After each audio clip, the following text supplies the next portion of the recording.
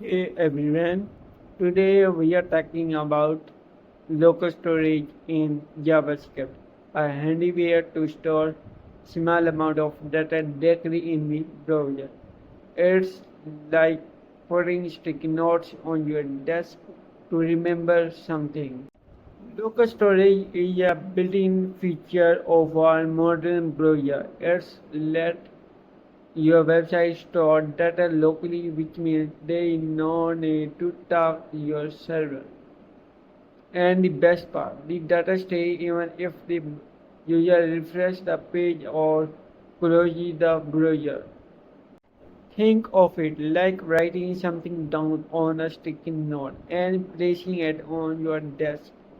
You leave, come back, and the note is still there. Local storage works the same way, perfect for remembering a user theme, setting cart items, or partially filled form data.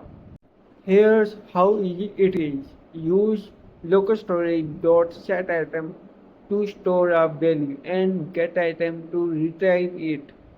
Just remember, it saves everything as string so convert if needed. Now you can make your site smarter without needing a database.